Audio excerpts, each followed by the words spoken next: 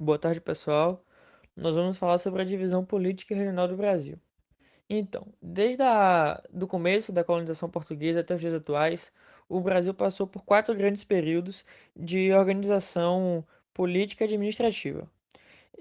Foram eles: o sistema de capitanias hereditárias, que foi de 1534 a 1548, o governo geral, que foi de 1548 até 1808, a monarquia, que foi de 1822 até o início da República, e a República, que foi adotada em 1889 e está vigente até hoje.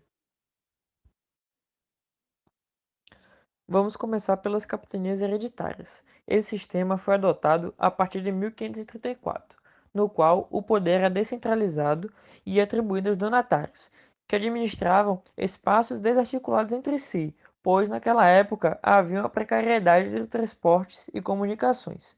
Além disso, verificavam-se grandes diferenças econômicas entre as capitanias, cujo sistema não apresentou bons resultados, levando o governo português a substituí-lo em, ali em 1548. Esse sistema foi composto por 13 capitanias. Governo geral. Em 1548, Portugal resolveu adotar esse sistema aqui no Brasil para promover a centralização política, para evitar, assim, a, as invasões e contrabandos, além de estimular também as atividades econômicas e o comércio regional com a metrópole.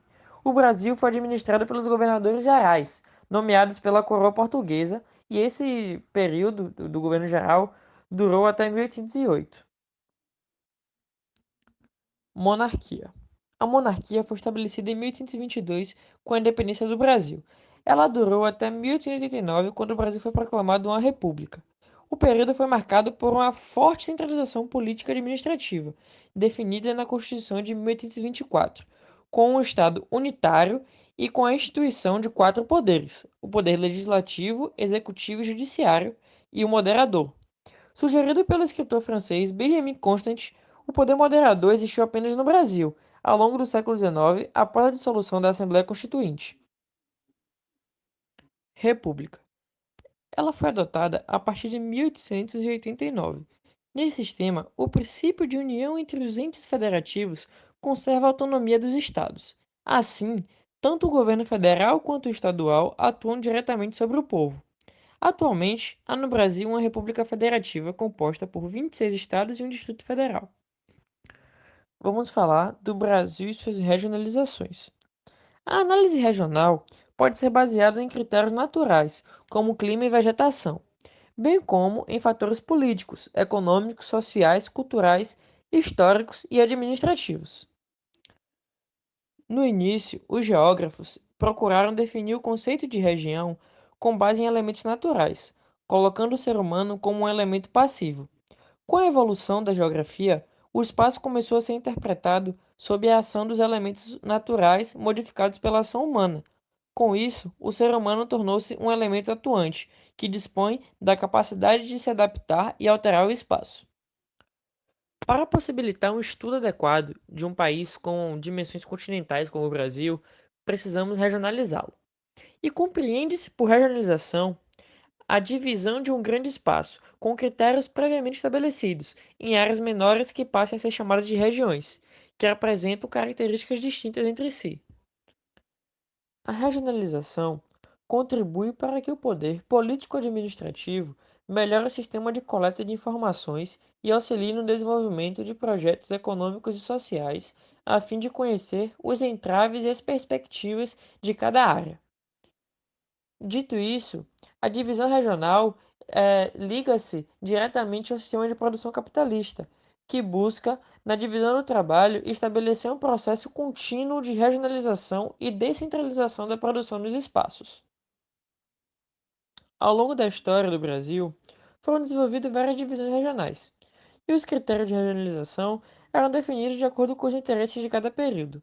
Sendo o Brasil um país de dimensões continentais, a sua divisão em áreas relativamente homogêneas facilita o estudo de casos e a coleta de informações. Em 1889, o engenheiro André Rebouças organizou uma divisão regional do Brasil utilizando o critério de zonas agrícolas, subdividindo o país em 10 regiões. Foram elas: Amazônia, Parnaíba, Ceará, Paraíba, Central, São Francisco, Agroferrífera, Paraíba do Sul, Paraná e Uruguai. Já em 1893, o geógrafo francês Élisée Reclus fez uma divisão regional brasileira usando como critério as regiões naturais, segundo a qual definiu 8 regiões. Foram elas: Amazônia, Costa Equatorial, Mato Grosso, Vertente do Tocantins, Bacia do São Francisco e Vertente Oriental, Bacia do Paraíba, Vertente do Paraná e Contravertente Oceânica e, por fim, Vertente do Uruguai e Litoral adjacente. 20 anos depois, em 1913, o Delgado de Carvalho realizou uma regionalização com base em elementos naturais e humanos, chegando a dividir o Brasil em 5 regiões. Seu estudo analisou a topografia e o clima, fatores que influenciavam e sofriam a influência de grupos humanos, que por sua vez construíam uma interação com o ambiente moldada pelas necessidades locais. Nessa divisão territorial eram as regiões: Brasil setentrional ou amazônico, Brasil norte-oriental, Brasil central ou ocidental, Brasil oriental e Brasil meridional. Bom, eu vou falar um pouco sobre a divisão regional do território brasileiro, mas antes disso, a gente precisa compreender o que foi essa divisão. Bom, entendendo isso, a gente pode, então, enfim, definir o assunto geral. Bom, essa divisão do território, divisão regional do Brasil, ela teve o agrupamento de estados e municípios em diversas regiões com o intuito de atualizar o conhecimento regional do país e assim levantar dados e divulgações estatísticos para assim contribuir com as perspectivas para a compreensão da organização do território nacional e a implantação, claro, de gestões públicas e investimentos. Sendo também que a divisão regional do Brasil, ela fez parte da missão institucional do IBGE logo no, nos primórdios, quando a instituição foi lançada assim, e a necessidade de um conhecimento aprofundado do território era essencial na década de 1940.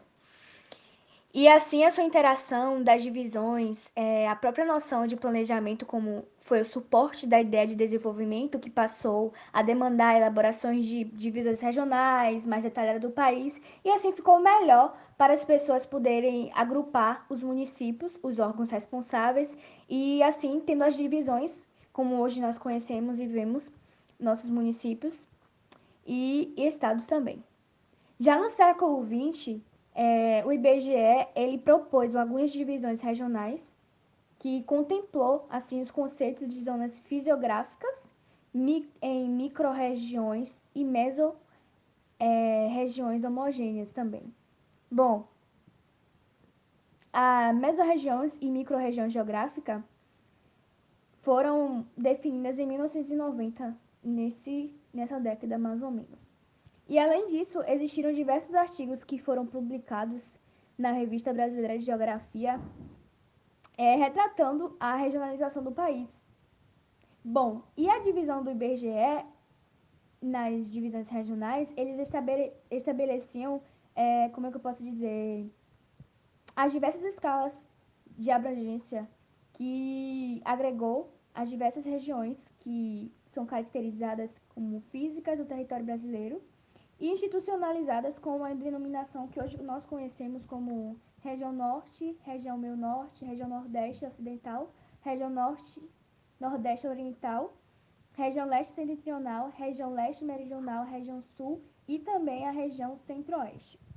Bom, houve assim transformações por consequência disso no espaço geográfico desde 1950 e 1960. Bom, e também houve a divisão em macro-regiões, que já foi estabelecida no outro período de depois de 10 anos, que foi em 1970. Introduziu assim conceitos e métodos que elevaram a importância de articulações econômicas e da estrutura urbana, de compreensão do processo de organização do espaço brasileiro, e resultou assim nas seguintes denominações, como região norte, região nordeste, região sudeste, região sul e região centro-oeste, que permanece em vigor até nos dias de hoje, que conhecemos nos dias atuais. Bom, agora um pouco da divisão regional que eu vou falar, e ela consiste, por exemplo, no caráter científico que das mudanças ocorridas no campo teórico metodológico da geografia, que de certa forma mudou o próprio conceito da região, entende?